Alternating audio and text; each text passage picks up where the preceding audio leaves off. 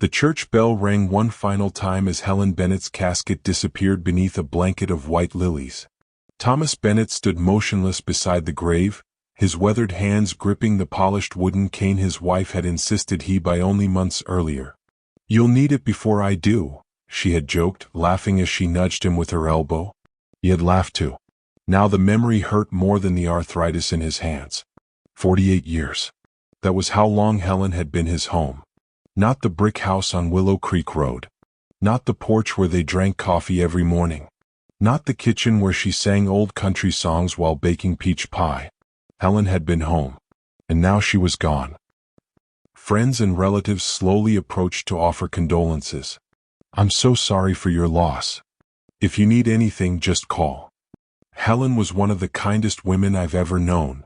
Thomas thanked each of them with a quiet nod. The words blurred together. Grief had a way of turning every conversation into distant echoes. Only one voice broke through. "Dad." Rebecca Bennett wrapped her arms around him. At 46, she still looked remarkably like her mother. The same chestnut hair, the same gentle smile, the same calm voice that always made people feel safe. "You don't have to worry about anything now," she whispered. "I'll take care of everything." Thomas closed his eyes. For a brief moment, he allowed himself to believe those words. As Rebecca pulled away, he felt the faintest tug against his suit jacket. So light, so practiced. He looked down only after she had stepped back. The spare house keys that had rested inside his coat pocket all morning were gone. Thomas instinctively touched the empty pocket. His fingers found only the lining. He looked toward Rebecca. She was already comforting another relative, speaking softly, accepting hugs, wiping away tears that seemed perfectly timed. Perhaps he had misplaced them. Perhaps Helen had moved them before the funeral. Or perhaps grief was clouding his memory. Thomas said nothing. Across the reception hall, another pair of eyes had noticed everything. George Sullivan stood quietly beside the coffee table, untouched cup warming his hands. He had lived next door to the Bennetts for 33 years. He had watched Thomas and Helen build their life from the day they moved into Willow Creek Road. He had watched Rebecca grow from a curious little girl into a successful businesswoman. And he had unmistakably seen her slide the keys into her black handbag during that embrace. George frowned. Something about the moment felt wrong. Not hurried. Not impulsive. Planned. Yet he chose to remain silent. Today was not the day to accuse a grieving daughter. Still, he couldn't shake the uneasy feeling settling in his chest. By late afternoon, the last guests had gone home. The house greeted Thomas with a silence so complete it almost seemed alive. Helen's reading glasses still rested beside her favorite armchair. A knitting basket sat untouched near the fireplace. On the kitchen counter, a handwritten grocery list remained beneath a ceramic bowl. Milk, bread, blueberries, coffee filters. Ordinary words. Evidence that life had expected tomorrow. Thomas slowly walked through each room. Every corner carried Helen's presence. He could almost hear her calling from the kitchen. "Thomas, don't forget to water the roses." He smiled despite the tears gathering in his eyes. "I won't," he whispered into the empty house. As evening settled outside, George knocked gently on the front door. Thomas welcomed him inside. "I just wanted to make sure you weren't alone tonight," George said. The two old friends sat quietly in the living room, cups of untouched coffee cooling between them. After several minutes, George finally spoke. "How's Rebecca holding up?" Thomas sighed. "As well as anyone could." George hesitated. There was something. He stopped himself. "What is it?" George looked toward the hallway. Then back at Thomas. "Nothing. It can wait." Thomas studied his friend's face. In 33 years, George had never struggled to find words. Whatever he was holding back mattered. But Thomas was too exhausted to press him. George left shortly after sunset. "Call me if you need anything," he said before driving away. Thomas locked the front door and turned off the downstairs lights. Sleep never came. Instead, Thomas lay awake staring at the ceiling while memories drifted through his mind like old photographs. Helen teaching Rebecca to ride a bicycle.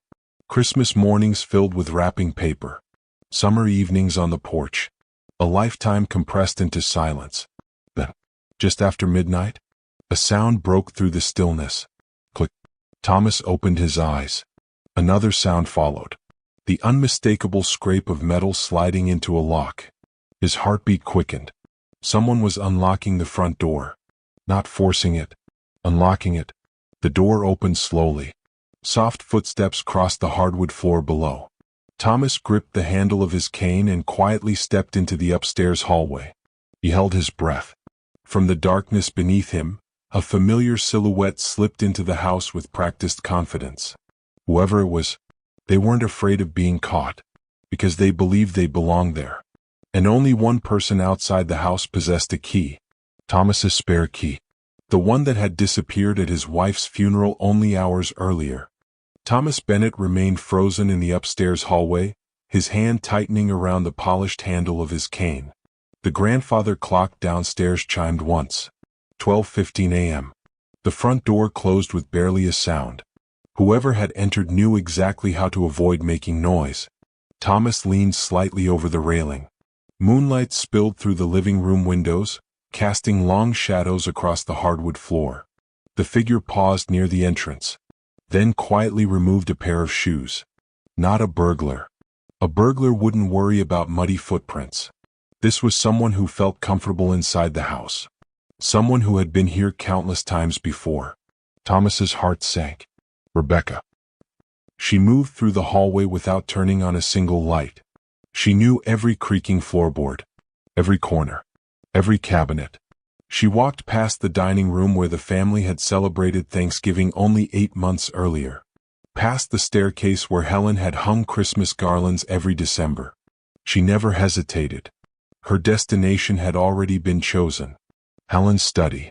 Thomas quietly followed from the second floor, careful not to let his cane strike the wooden steps. From the landing he could see into the partially open study door. Rebecca switched on a small flashlight instead of the ceiling light. Its narrow beam swept slowly across the room. Bookshelves, desk drawers, picture frames. Nothing escaped her attention. She opened the top drawer of Helen's antique desk. Inside were greeting cards, old stationery, and a fountain pen Helen had treasured for years. Rebecca barely glanced at them. She searched beneath the drawer liner. Nothing. She moved to the filing cabinet. Folders slid open one after another. Insurance papers, medical records, tax returns. She photographed several pages with her phone. The faint sound of the camera shutter echoed through the quiet room. Thomas frowned. Why photograph them? Why not simply take them? Unless she didn't want him to notice anything missing. Rebecca knelt beside the old cedar chest beneath the window. Inside were family photo albums. She flipped through them rapidly, not looking at the photographs, searching between the pages. Occasionally she stopped, gently shaking an album before closing it again. Thomas remembered something Helen had once said. People always hide important things where no one thinks to look. At the time he'd laughed. Now that sentence returned with unsettling clarity. Rebecca wasn't searching randomly. She believed something had been hidden. Something worth finding. For nearly 40 minutes she examined every corner of the study. Behind books, inside flower vases, under the rug, even inside an old globe that opened into a small cabinet. Nothing. Frustration slowly replaced patience. Her movements became quicker, less careful. She opened drawers harder than before. One slammed shut. Thomas flinched. Rebecca froze. She switched off the flashlight. Silence. The house held its breath. After several long seconds, she listened carefully. No sound came from upstairs. Satisfied, she turned the flashlight back on. Thomas quietly stepped farther into the shadows before she could glance toward the staircase. Finally, Rebecca stopped in front of Helen's writing desk. She rested both hands on its polished surface. Her shoulders rose and fell with a slow, disappointed breath. So where did you put it? The whisper was barely audible. Thomas's eyes widened. She wasn't grieving. She wasn't reminiscing. She was hunting. For what? She reached into her handbag and removed the spare house keys. For a moment she stared at them. A flicker of guilt crossed her face. Then it disappeared. She quietly returned the keys to her purse, switched off the flashlight and walked toward the front door. Within seconds she was gone. The lock clicked shut behind her. The house was silent once again. Thomas remained standing for several minutes. His legs suddenly felt older than 72. He slowly descended the stairs and entered Helen's study. Everything looked almost unchanged. Almost. One desk drawer hadn't been pushed completely closed. A photograph of Helen and Rebecca at age 12 rested crooked on the bookshelf. Several folders sat slightly out of alignment. Tiny details. Details only Helen would have noticed immediately. Thomas carefully straightened the photograph. His fingers trembled as they touched the frame. "What were you looking for?" he whispered. No answer came. Only the soft ticking of Helen's old mantel clock. Morning arrived after a sleepless night. At precisely 8 o'clock, Rebecca knocked on the front door carrying 2 cups of coffee and a paper bag of fresh muffins. She smiled warmly. "Good morning, Dad. You didn't answer your phone, so I thought I'd check on you." Thomas searched her face. Nothing seemed unusual. No nervousness. No hesitation. No sign that she had spent nearly an hour inside his house only a few hours earlier. "I couldn't sleep," he replied. "I understand." She placed breakfast on the kitchen counter exactly where Helen used to. "I figured we could go through Mom's paperwork together today." Thomas looked at her carefully. "So soon?" Rebecca forced a sympathetic smile. "I know it feels fast. But there are insurance forms, bank accounts, the house. The sooner we organize everything, the easier it'll be." Thomas nodded slowly. "Maybe tomorrow." For the first time, disappointment flickered across her face before she quickly masked it with another gentle smile. "Of course. Whenever you're ready." Just then, another knock echoed through the house. George Sullivan stood on the porch. He glanced briefly at Rebecca before looking at Thomas. "I was out for my morning walk," he said. "I thought I'd stop by." Rebecca gathered her purse. "I should probably leave you two alone." She kissed her father lightly on the cheek and walked toward her car. George silently watched until she disappeared down the street. Only then did he close the front door. He turned toward Thomas. His expression was unusually serious. "Thomas?" He paused. "I need to ask you something." Thomas felt his stomach tighten. George spoke quietly. "Has anyone else been inside your house since the funeral?" Thomas didn't answer immediately. Instead, he looked toward Helen's study. Then back at George. "What makes you ask that?" George took a slow breath. "Because last night." He met Thomas's eyes. "I saw Rebecca let herself in with a key." The room fell silent. Thomas lowered his head. His worst fear no longer belonged to suspicion. It had become the truth. George Sullivan remained standing in the Bennett family kitchen, his cap turning slowly between his weathered hands. Thomas Bennett sat motionless at the table. Neither man spoke for several moments.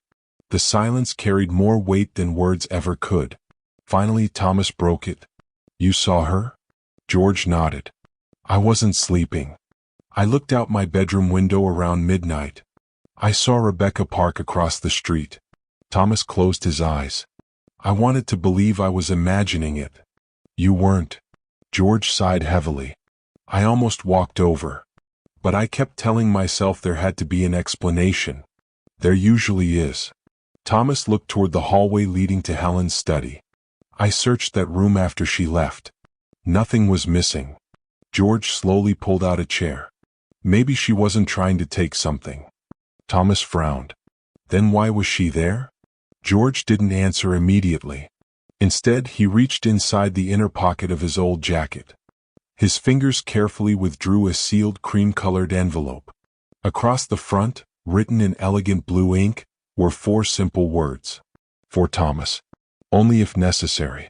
Thomas stared at the handwriting. Helen's handwriting. His chest tightened. "What is this?" George carefully placed the envelope on the table. "Helen came to see me 2 weeks before she died." Thomas looked up in surprise. "She never mentioned it." "I promised I wouldn't." George's voice was calm but heavy with regret. "She said she hoped I'd never have to give this to you." Thomas gently traced the edge of the envelope with trembling fingers. "She knew something." George nodded. "I think she suspected something." For a long moment, Thomas couldn't bring himself to open it. The thought of reading words Helen had written knowing she would soon be gone felt unbearable. Finally, he slid a finger beneath the seal. Inside rested 3 neatly folded pages. The faint scent of lavender still lingered on the paper. Helen's favorite perfume. Thomas swallowed hard before beginning to read. "My dearest Thomas, if you're reading this letter, then something happened after I was gone that made George believe our family needed the truth. Please don't be angry with him. Keeping this secret was my decision." Thomas paused, blinking away tears before continuing. "During the last 6 months, Rebecca began asking unusual questions. Not about my health. Not about you. About documents. About the house. About whether I had changed our will." His hands tightened around the pages. "At first I thought she was simply trying to help. Then she started insisting we meet with lawyers I had never heard of. She brought papers for me to sign several times. When I asked why, she always smiled and said, 'It's just routine.'" Thomas lowered the letter. Routine. The very same words Rebecca had spoken only yesterday. He continued reading. "One afternoon, I came home unexpectedly and found Rebecca alone in my study. She told me she was looking for an old family photograph. But she wasn't holding photographs. She was holding the keys to my desk." Thomas exchanged a troubled glance with George. Neither spoke. The similarities were becoming impossible to ignore. The second page revealed something even more unsettling. "I asked our attorney whether the documents Rebecca wanted me to sign were truly necessary. He told me they would have given her broad authority over our finances. When I refused, Rebecca apologized. She cried. She promised she had only been trying to make things easier for us. I wanted to believe her. Because she's our daughter. Because mothers always want one more reason to trust." Thomas's vision blurred. Helen had carried this burden alone. She had protected him without ever saying a word. Near the bottom of the final page, Helen's handwriting became less steady. "Perhaps from illness. Perhaps from heartbreak. Thomas, if Rebecca begins searching my study after I'm gone, she'll prove I wasn't imagining any of this. There is something in that room she believes will solve her problems. But what she's looking for isn't where she thinks it is." Thomas's pulse quickened. He read the final paragraph aloud. "Trust George. Trust Laura Hastings. And before you trust anyone else, trust what your own eyes have seen." The letter ended simply. "Forever yours, Helen." Thomas carefully folded the pages. Neither man spoke. Outside, the wind stirred the maple trees lining Willow Creek Road. Finally, George broke the silence. "Helen asked me one more thing." Thomas looked up. "If the day ever came." George's voice softened. "She wanted me to help you finish what she started."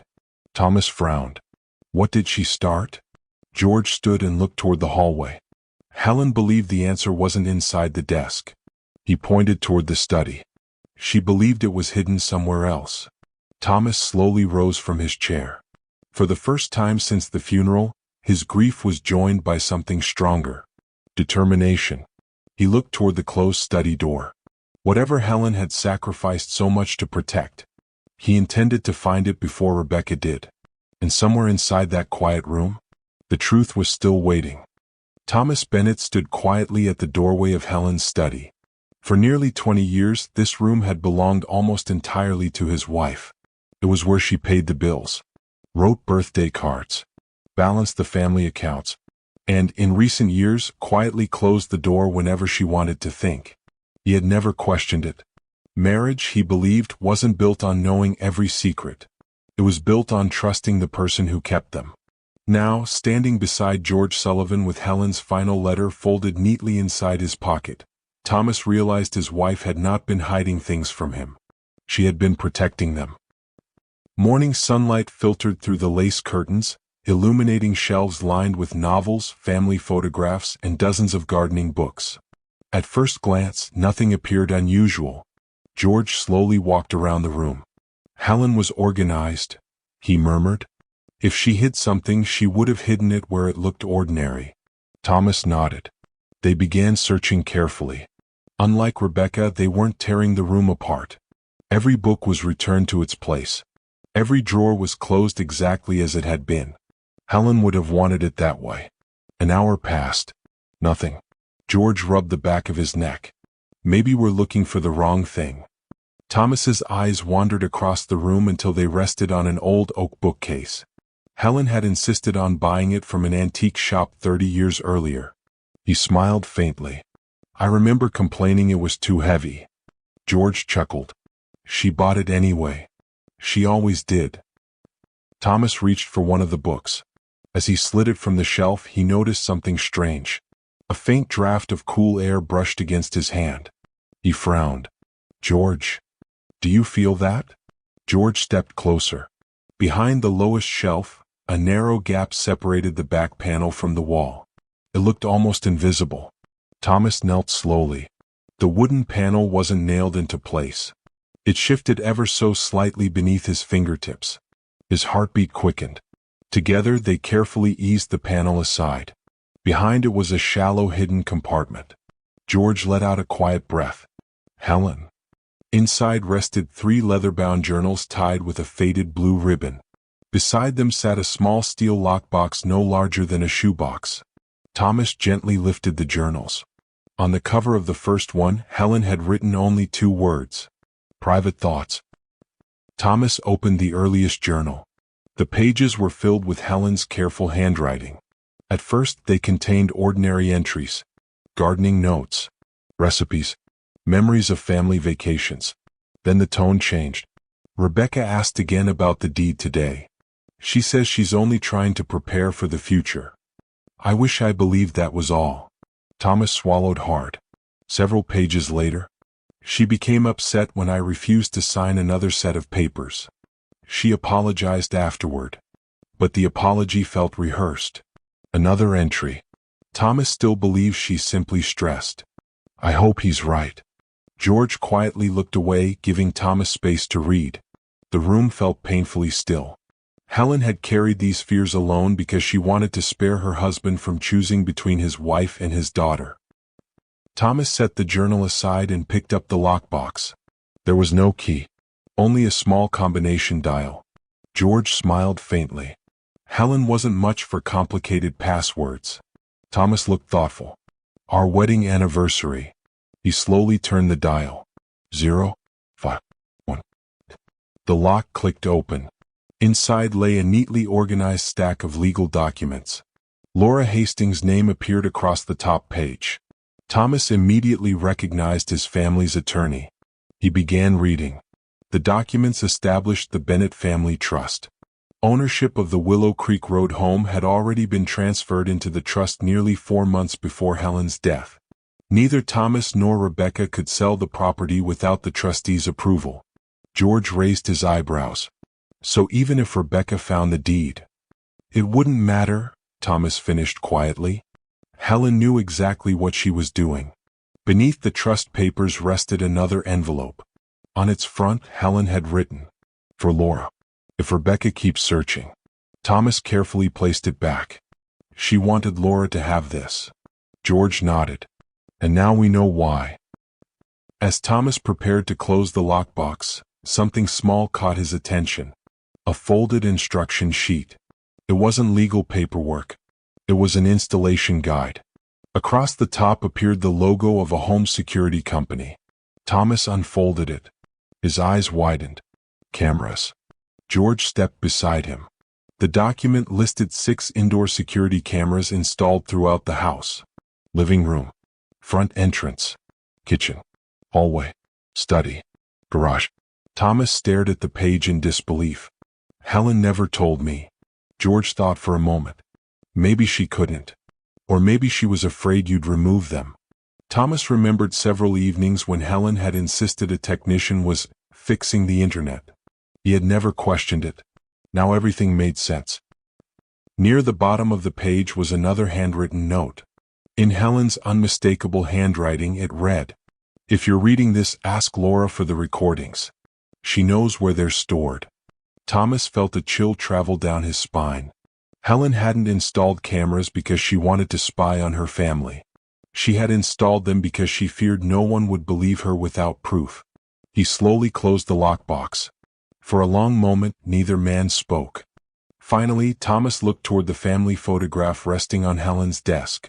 It showed the three of them years earlier, laughing on a beach vacation. Rebecca couldn't have been older than 12. "What happened to us?" he whispered. George placed a reassuring hand on his friend's shoulder. "Sometimes people don't change overnight. They change one compromise at a time." Thomas nodded sadly. So did Helen know that it would come to this? George looked toward the hidden compartment. "I don't think she knew. I think she hoped she was wrong." Thomas carefully returned the journals and lockbox to the desk. Tomorrow he would meet with Laura. Tomorrow he would watch whatever the cameras had recorded. But deep inside he already feared the truth.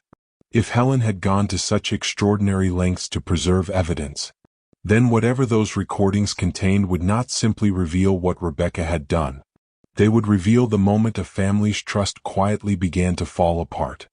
Laura Hastings arrived just after 9 the following morning. She carried a slim laptop case and a sealed evidence envelope tucked beneath one arm. The moment she stepped into the Bennett home, she noticed the journals spread neatly across the dining room table. "You found them," she said quietly. Thomas nodded. "And the trust." Laura's expression softened. "Helen hoped you never would have to."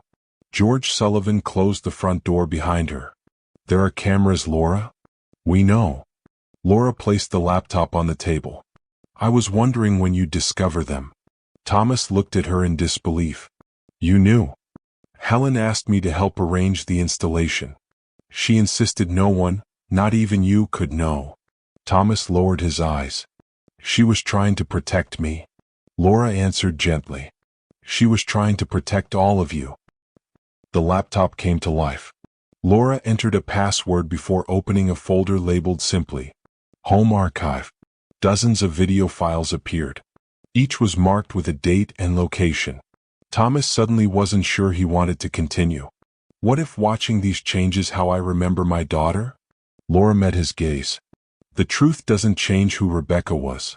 It only reveals the choices she made." Thomas took a slow breath. "Play it."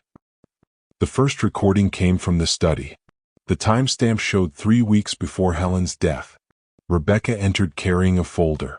She smiled warmly. Helen was sitting at her desk, reading. The conversation had audio. "Mom," Rebecca said gently, "I brought those insurance updates." Helen accepted the papers but didn't sign them. She adjusted her glasses. "I'd like Laura to review these first." Rebecca laughed softly. "Laura reviews everything. That's her job." "It's unnecessary." Helen smiled politely. "It's necessary to me." Rebecca's smile faded almost imperceptibly. "They're just routine forms." Thomas's stomach tightened. Routine. Again. The same word. The video continued. Rebecca pulled out a chair. "Mom, we both know Dad isn't getting younger. If something happened to you, he'd be overwhelmed. I'm only trying to make things easier." Helen reached across the desk and gently touched her daughter's hand. "I know what you're trying to say. But helping your father doesn't require me to sign papers I haven't read." Rebecca slowly withdrew her hand. For several seconds she stared silently at the documents. Then, with visible disappointment, she gathered them and stood. Before leaving, she forced another smile. "We'll talk another day." The door closed. Helen remained seated. She quietly whispered to herself, "I hope we do." Thomas covered his mouth. He had never seen that conversation. To him, those weeks had seemed perfectly ordinary.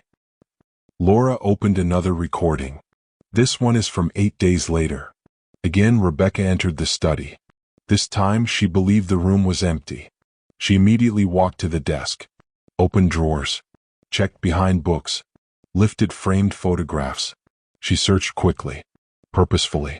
Exactly as Thomas had witnessed after the funeral. George shook his head. She'd been looking long before Helen died. Thomas could barely speak. So Helen was right. Then came the third recording. Laura hesitated before pressing play. "This one is difficult." Helen answered the front door. Rebecca entered looking exhausted. Her eyes were red from crying. "I don't know what else to do," she sobbed. "My marriage is falling apart." Helen embraced her. "What happened?" Rebecca buried her face in her mother's shoulder. "We're drowning in debt." Thomas felt his chest tighten. He had never known. Neither had Helen. Rebecca slowly pulled away. "I just need your signature. Please. I can fix everything." Helen gently shook her head. "If these papers give someone control over this house." "My answer is still no." Rebecca's breathing changed. The tears stopped almost instantly. "So you'd rather watch us lose everything?" Helen remained calm. "I'd rather help you honestly. Not by signing something I don't fully understand." Rebecca's voice hardened. "You don't trust me." Helen answered with heartbreaking tenderness. "I love you. But love isn't a substitute for wisdom." Silence. Rebecca stared at her mother. Then, without another word, she grabbed the folder and walked out. The door slammed.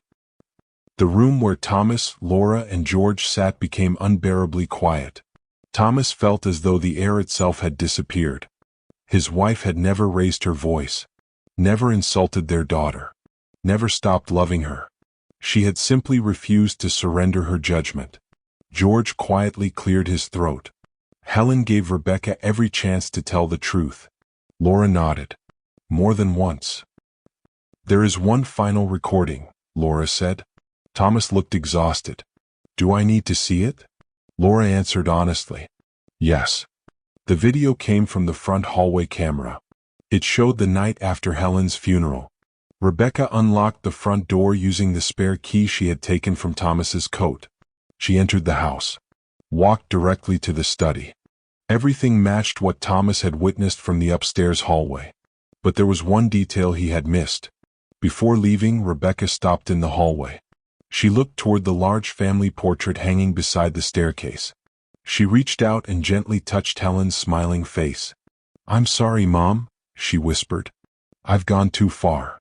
Then she quietly walked out the front door. The screen went dark. No one spoke.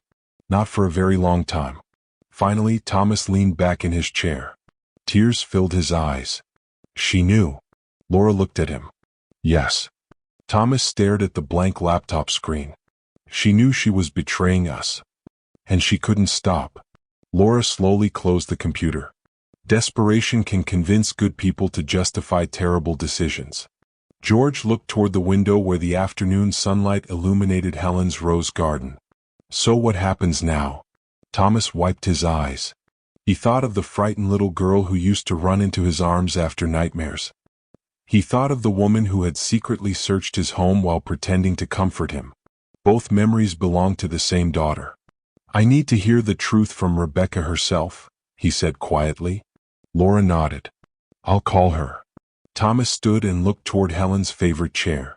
For the first time since the funeral, he understood what his wife had endured during her final months. She had not been fighting against her daughter. She had been fighting for her, hoping that, before it was too late, Rebecca would choose honesty over desperation. Tomorrow, Thomas would give his daughter one last opportunity to make that choice. Rebecca Bennett arrived just before sunset. The familiar gravel driveway crunched beneath her tires as she pulled into the yard where she had spent her childhood. For a moment, she remained inside the car, staring at the old white farmhouse. Her father had asked her to come alone. No lawyers, no relatives, just the two of them. She already knew why. The moment she stepped onto the porch, Thomas opened the front door. Neither of them smiled. "Come in," he said quietly. Rebecca nodded. The house felt painfully familiar. Helen's favorite quilt still rested across the sofa. The scent of lavender lingered faintly in the hallway. Every room reminded her of the mother she had disappointed. Thomas led her into the living room. On the coffee table sat Helen's journals. Beside them rested Laura's laptop. Rebecca froze. Her face lost its color. "You found them." It wasn't a question. Thomas looked at her with tired eyes. "Your mother made sure I would." Rebecca slowly lowered herself into a chair. For several moments, the only sound was the ticking of the old grandfather clock. Finally, Thomas spoke. I watched the recordings. Rebecca closed her eyes. I figured you would. I also read your mother's journals. A tear rolled down Rebecca's cheek. I never wanted her to write those things about me. Thomas's voice remained calm. Then why did you give her a reason to? Rebecca covered her face with trembling hands. For the first time in years, there was no carefully rehearsed explanation. No comforting smile. No polished words. Only silence. Finally, she whispered, I'm tired. Thomas frowned. Tired? Tired of pretending everything was fine. She took a slow, shaky breath. 3 years ago, Mark's construction company started losing contracts. We borrowed money to keep it alive. Then we borrowed more to pay the first loans. Thomas listened without interrupting. Rebecca continued. Eventually, we couldn't even keep track of who we owed. She looked up. I hid it from everyone. From you. From Mom. Even from our children. Thomas slowly sat across from her. Why? Because I was ashamed. Rebecca's voice cracked. I've spent my whole life trying to be the daughter everyone admired. The successful one. The dependable one. I couldn't admit we'd failed. She stared at the floor. When the bank threatened foreclosure, I panicked. I convinced myself that if I could sell this house, I could fix everything before anyone found out. Thomas quietly asked, So that's what this was about? Rebecca nodded. Not greed. Fear. Thomas leaned forward. Do you know what hurts the most? Rebecca wiped her tears away. What? You never gave us the chance to help. She looked confused. Thomas pointed toward an old photograph sitting on the fireplace mantel. It showed Helen holding a much younger Rebecca after she had fallen from her bicycle. When you were 10, you came home crying because you'd crashed your bike. Rebecca smiled weakly through her tears. I thought Mom would be angry. Thomas nodded. But she wasn't. She cleaned your knees. Then we fixed the bicycle together. Rebecca looked at the photograph. I remember. Thomas's voice softened. You learned something that day. If something breaks, you bring it home. You don't hide it. Rebecca lowered her head. Somewhere along the way, I forgot. Thomas stood and walked toward the window overlooking Helen's rose garden. Your mother knew you were desperate. Rebecca looked up in surprise. She knew. Yes. She never stopped loving you. Thomas paused. She even wrote that she hoped she was wrong. Rebecca's shoulders began to shake. I read every page. Thomas continued quietly. Do you know what she never wrote? Rebecca looked at him. She never once called you selfish. She never called you a thief. She only wrote that she hoped her daughter would remember who she really was. Rebecca burst into tears. I don't deserve that kind of love. No. Thomas answered honestly. None of us do. For a long time neither spoke. The evening sun cast long golden shadows across the living room floor. Finally, Rebecca reached into her purse. She placed the spare house keys on the table. I should have returned these the night I took them. Thomas looked at the keys. The same keys Helen had carried for decades. The same keys Rebecca had slipped into her purse at the funeral. They suddenly felt far heavier than metal. I'm sorry. Her voice barely rose above a whisper. I betrayed both of you. Thomas picked up the keys. I believe you're sorry. Rebecca looked at him with hope. Does that mean? He gently shook his head. It means I forgive you. Her eyes filled. But forgiveness isn't the same as trust. The hope in her expression faded. Thomas continued. Your mother created the family trust. I've decided it will remain exactly as she intended. The house will never be sold. Rebecca nodded slowly. I understand. And you will never again have authority over my finances.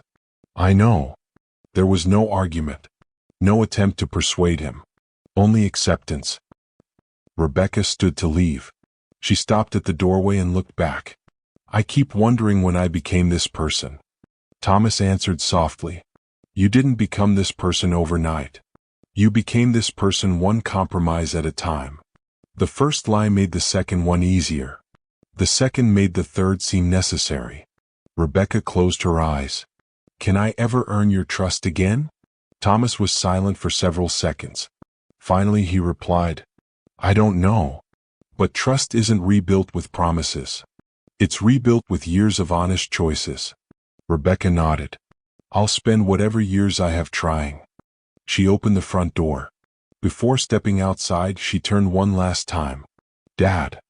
Thomas looked at her. Tell Mom. Her voice broke. I'm sorry. Thomas's eyes filled with tears. I believe. He whispered. She already knew. Rebecca quietly walked into the fading evening light.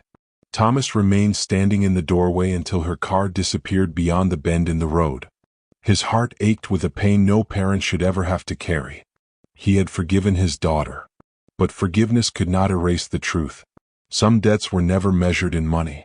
They were measured in broken trust, sleepless nights, and words left unspoken until it was almost too late. As darkness settled over Willow Creek Road, Thomas looked toward Helen's rose garden. The flowers were beginning to bloom again. He smiled sadly. Helen had once told him that roses always came back after the hardest winter. Perhaps people could too. But only if they were willing to face the season that changed them. Tomorrow, Thomas would fulfill the final promise he had made to his wife. And in doing so, he hoped their family's story would become more than one of betrayal. He hoped it would become a story of redemption. 1 year later, the old Bennett house on Willow Creek Road looked much the same from the outside. The white porch had been repainted. Helen's rose garden bloomed more beautifully than ever. The porch swing still swayed gently whenever the afternoon breeze drifted through the maple trees. But the house no longer belonged to one family alone. A simple wooden sign stood near the front gate. The Helen Bennett Family Hope Center. A place for grief, healing, and new beginnings. Every Tuesday and Thursday evening, widows, widowers, struggling families, and adult children caring for aging parents gathered beneath its roof. Some came to talk. Others came only to listen. No one was judged. No one was rushed. Everyone was welcomed. It was exactly what Helen would have wanted. Thomas Bennett slowly arranged a circle of chairs in the living room where he and Helen had once celebrated birthdays and Christmas mornings. The fireplace remained unchanged.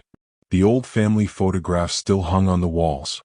Only now, those memories had become reminders that every family carried unseen struggles. George Sullivan entered carrying a tray of coffee. I still can't believe how many people come every week. Thomas smiled.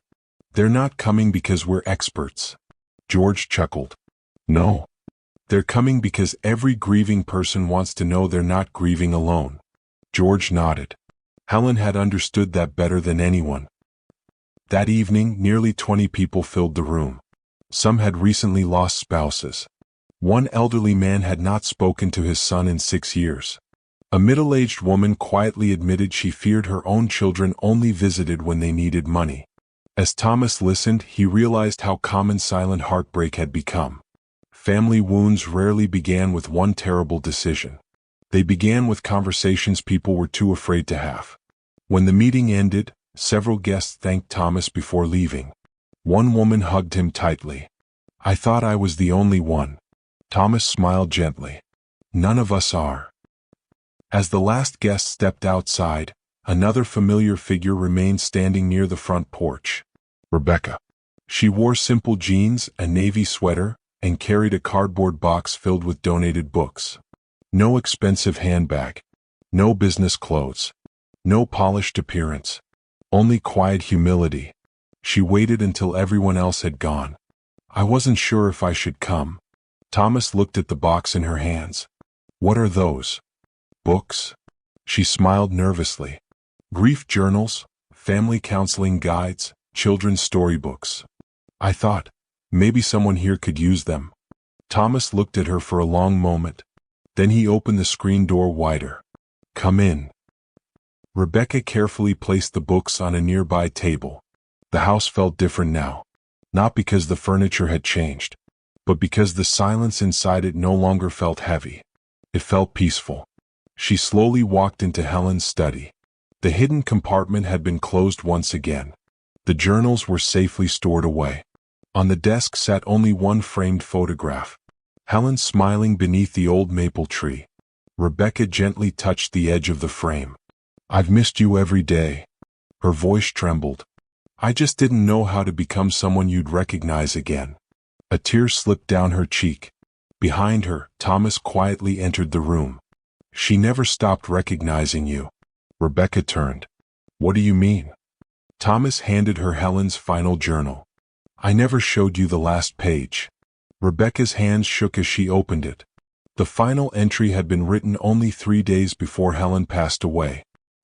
"If you're reading this, my sweet Rebecca, then life has given you another chance. I know you're frightened. I know you're carrying burdens you haven't shared. But remember this: desperation explains our choices. It does not define us. If you have the courage to tell the truth, you can rebuild almost anything. Trust family, even yourself. Don't spend your life trying to inherit this house. Build a home wherever kindness follows you. That will always be worth more. Love forever, Mom." Rebecca could no longer hold back her tears.